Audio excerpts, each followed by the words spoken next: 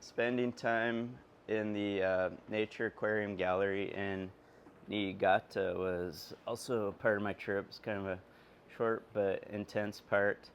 I was hosted there by Takashi Amano's family. It's kind of a family-run business, and their staff, and it was wonderful. They took me on a number of field trips and took me out to dinner and lunch. I went to Takashi Amano's favorite ramen shop, and I ordered his favorite ramen, which is a shrimp ramen. It was really delicious, so that was cool. Went with his daughter, and we had a great time. And they showed me around the grounds of the Aqua Design Amano headquarters and gallery. It's in Niigata, which is about 2 hours or so by bullet train northwest of Tokyo. And really cool place, kind of mountainous, a lot of rice paddies, quite rural, and just had a great energy. I like the people there; they're really friendly. Is that open to the public? So they occasionally, since COVID, their kind of public hours have diminished. I think it's like twice a year they open it. Yeah, so if you check their website, they recently had an open house in June. And they're also going to have a nature aquarium party in November, I believe, where they have a workshop, and that's when they announce the winners of the International Aquatic Plants Layout Contest as well. So they have a big, big party then. But you can see kind of the same level of artistry in their pop-up shops. They have 3 pop-up shops in Japan. They're called ADA Labs. And they have all the ADA products and also some unique products you can only buy at the ADA Labs. And there's one in Osaka, there's one in Tokyo, and one in Sapporo. I went to the one in Tokyo, and it's kind of wild. There's a lot of, shopping's a big deal in Japan, both for the population and also for tourists. And they have tons of like high-end shopping centers, department stores, and so this pop-up lab is in a Daimaru shopping center, kind of high-end shopping center near Tokyo Station. It's right next to Tokyo Station. So Tokyo Station is kind of a hub for the Shinkansen, the bullet trains, and so it's right next to that, and it's just remarkable, like a retail environment where everything's purely ADA, everything, the stands and the level and the people working there just have all been, are students of Takashi Amano. So it's just like everything's at the highest level possible in terms of the layouts, the plant selections, the diversity of plants available there in Japan is like 3 times what we have here, in terms of the aquatic plants and also the terrarium plants. They really have taken the terrarium hobby to the next level too. There's some beautiful terrariums there. So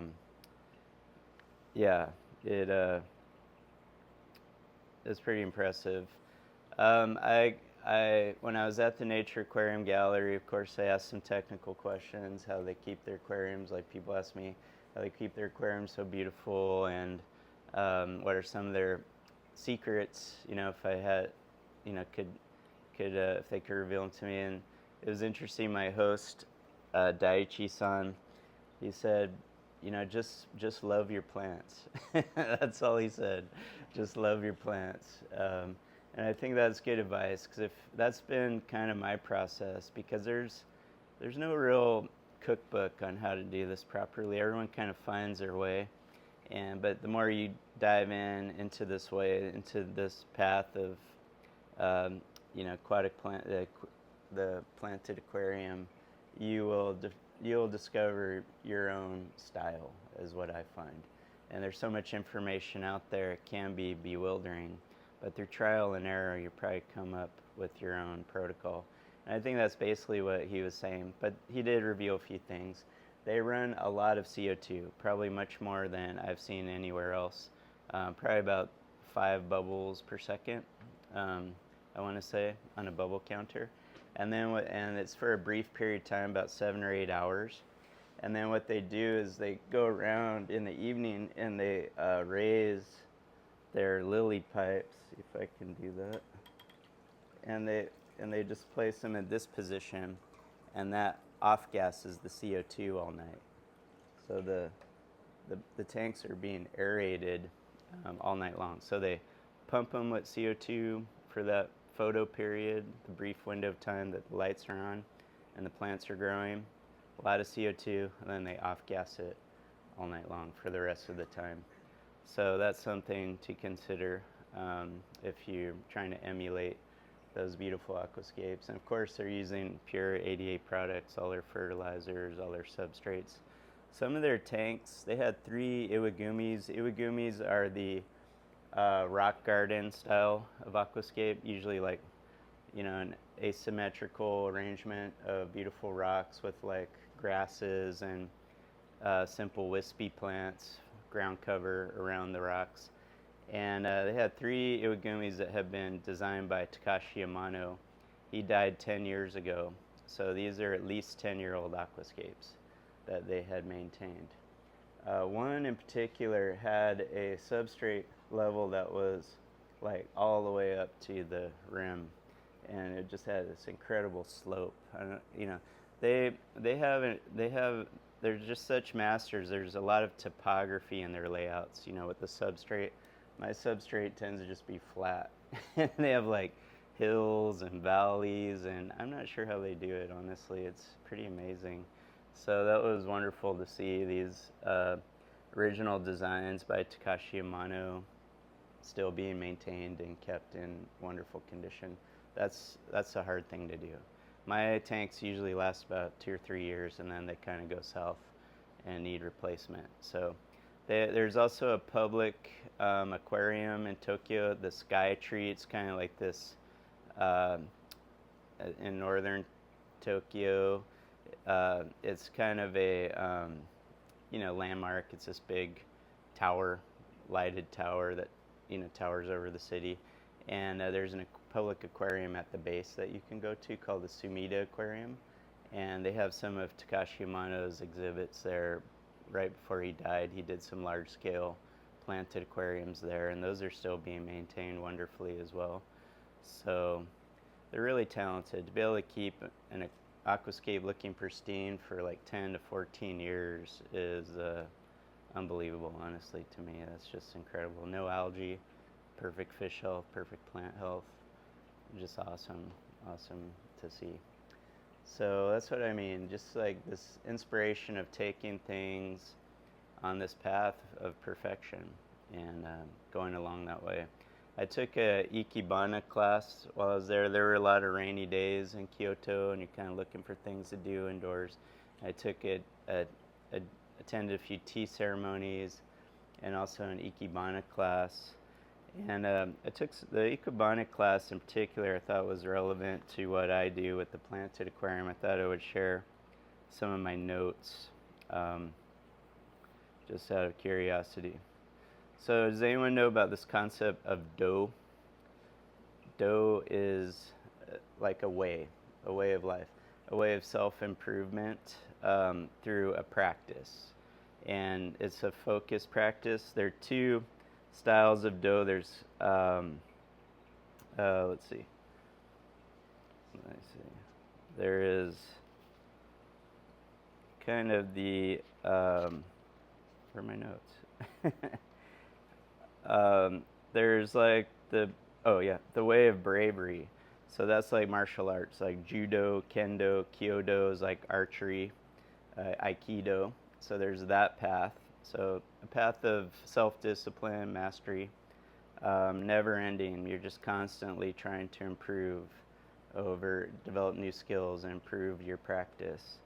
Then there's the way of beauty, the way of the arts. There's chado, which is tea, shodo, which is calligraphy, and kado, which is the way of flowers.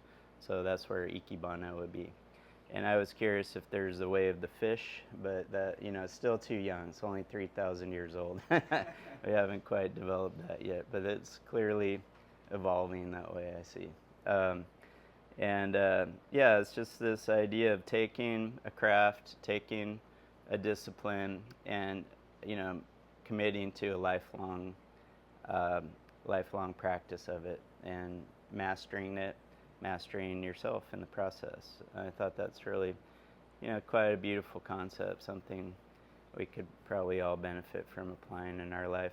And by accident, I think I've stumbled on the way of the aquarium, the way of the fish, just of my personal interests. I've been doing this since I was 2 years old. I got my first goldfish bowl, and I'm going to be 54 in a few weeks. So by accident, I've stumbled on the fish dough, aquarium dough, and I've seen remarkable things, in my life through this kind of just following this one pointedness, just going deep into one practice and seeing where it'll bring you in your life. It's been a great journey for me. So I thought I would bring that up because I thought it was very beautiful and maybe something that could be inspiring to you all. Another thing my Ikebana teacher talked about was ma, which is a Japanese concept of the beauty in silence, the space in between things, negative space. So that's really important. You see in a lot of the traditional homes, very sparse layout. You may have, like, for example, a tea altar where you'll have a scroll, maybe a ceramic piece, and a flower arrangement, and that occupies the whole wall. And it's just so compelling and beautiful. So this idea of ma, the concept of the beauty of the space in between things, negative space, was really potent, something I will continue to reflect on.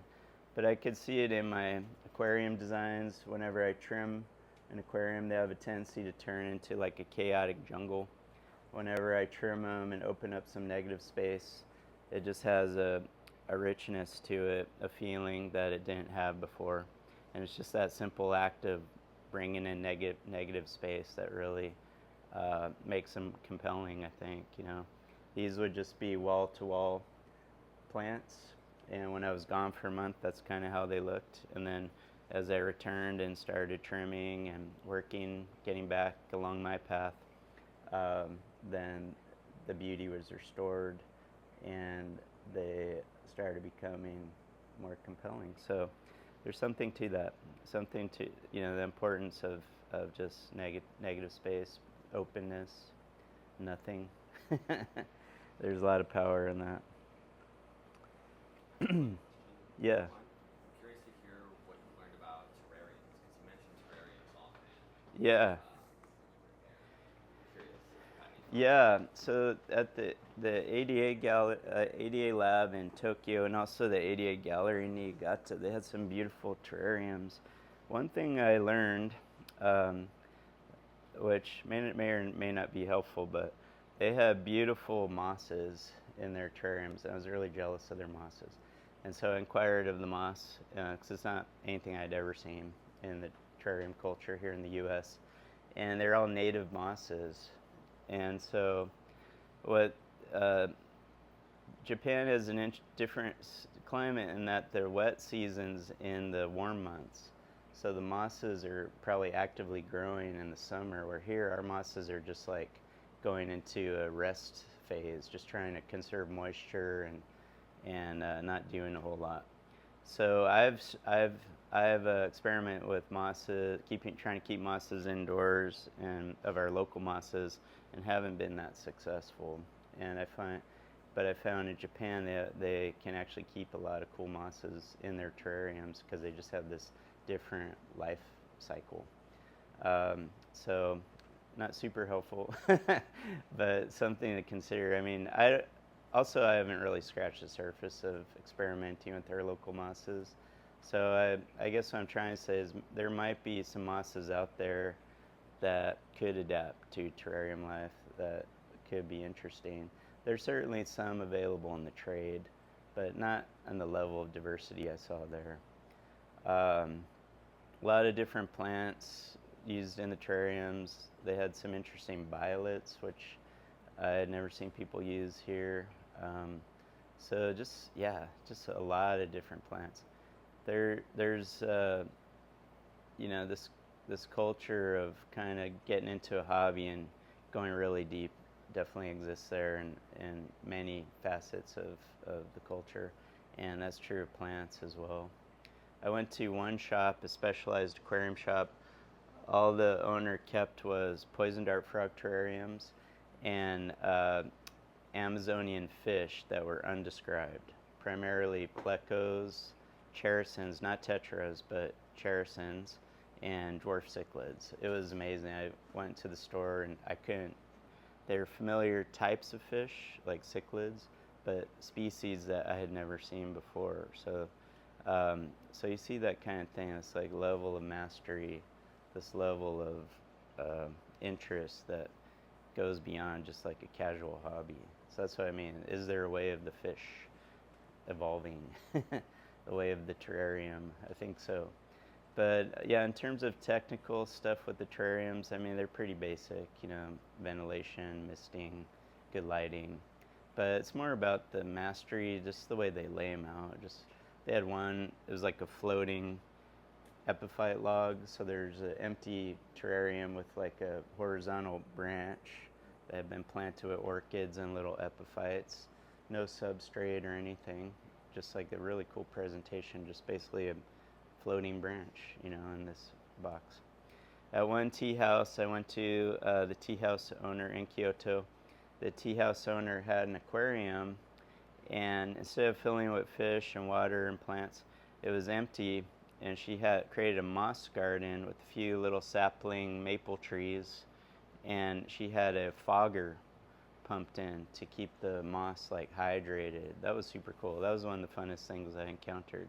Very inventive. It was like the fishless, waterless aquarium, and she was using a fogger to create the effect of movement, you know, and also to obviously hydrate the mosses. So that was something really neat. It was an open aquarium. It wasn't like closed up like a terrarium per se. So yeah. So you see a lot of that kind of inventiveness I have not experienced here. More familiarity, of more mastery of working with plants. In general, there are a lot of plant lovers in Japan, is what I've kind of discovered. This way of the plant is ingrained in the society. See a lot of people just keeping tiny pots of plants and bonsais just in front of their house in the city in Kyoto, where I spent most of my time. It's very humid there. Every time I try bonsai, I fail miserably. They'll do well, and then I'll just get lazy and they'll dry out or something. And there it's just very humid, so you can see the environment supports the evolution of these hobbies, these practices. So a pot of bonsai is going to do, it would be less maintenance there than it would here, for example. So that's something interesting to remark on, just the way the natural environment has helped support and evolve these interests. And maybe that's something that'll happen here in time. Our culture is still very young. We're still getting used to each other and this environment. But maybe in 2,000 years, the way of the aquarium will have emerged and matured. I encourage you guys to look into Japanese culture, especially if you're interested in the aquarium. It's pretty much the epicenter of the aquascaping world. Takashi Amano was the first artist who saw the potential of arranging plants and fish in an artful way, and took the aquarium from a cage for fish into an actual art form. And it's still in the early stages of development. So you guys are at the cutting edge here, which is pretty exciting, especially in America. Americans aren't known in the aquascaping world as being, the masters. So there's a lot of room for us to develop our style, our skills here.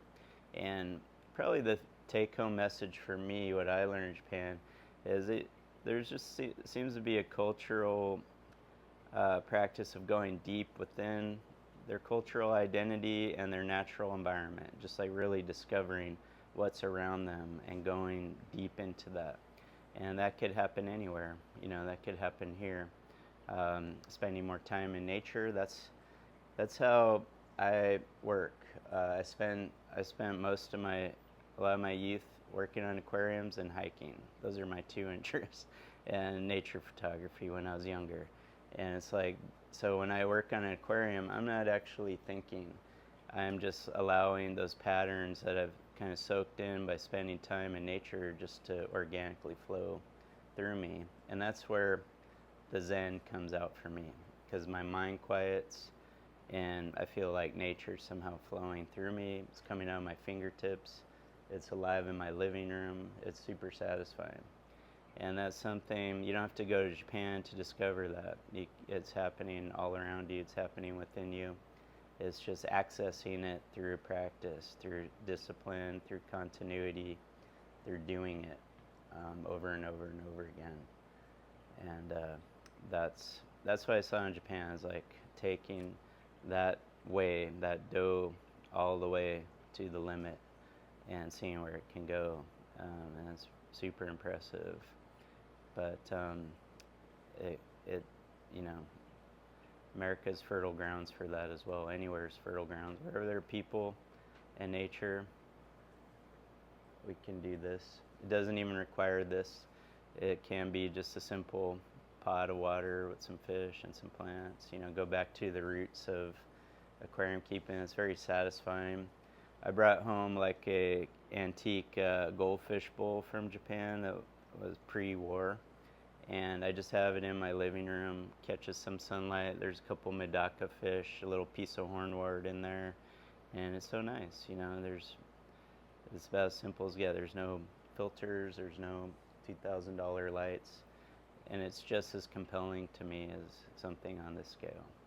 So yeah, I encourage you to find the simplicity of the joy and simplicity as well. There's a lot to that. You know, just stripping things down to the basics of discovering what that first person discovered 3,000 years ago or so in China. Just like, whoa, it's just cool to watch fish in a pot of water. You know, I could do this forever. It's so cool. You know, that's kind of been my story. I don't know what it is. These things have enchanted me for sure my whole life.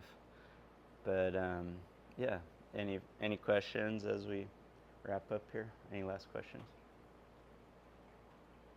Would you be doing workshops on the tips and tricks on aquascaping? Yeah, so these free workshops are kind of just kind of open-ended. They're very spontaneous. I just kind of sit here and talk for a while.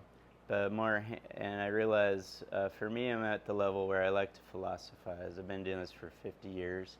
I like finding the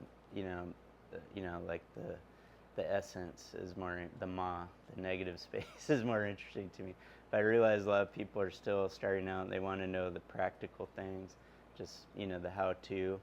And we will be doing more of those kinds of workshops in the future, for sure. I struggle sometimes with like trying to keep the pH, Yeah. the nitrogen, and everything. It's a lot. Yeah. So that is like a separate world where we kind of master the technique, and that's something I've done in the past. Here's one of my former students. He could probably give a testimony. But I've done one class at least where we just focused in on the technique, and we'll be doing more of that in the future. Right now in the summer, our business declines and people's interest in aquariums are kind of scattered. People are traveling, camping, hiking, and so we tend to focus more during the autumn to spring months, on those kinds of things. But yeah, my intention is to start offering more of those types of hands-on learning classes. It's a steep learning curve. Yeah, there's so much. A lot of plants. Yeah, it's taken me, it took me 20 years to just get to the level where I could start flying with it, And so it doesn't have to take you that long. I've seen people come up to speed in a few months, for sure. Nowadays, there's so much information, so many great products. I kind of came up in the dark ages in the 1970s, 80s, and 90s. So nowadays there's a lot more out there. So in the last 10 years, this hobby has really blown up.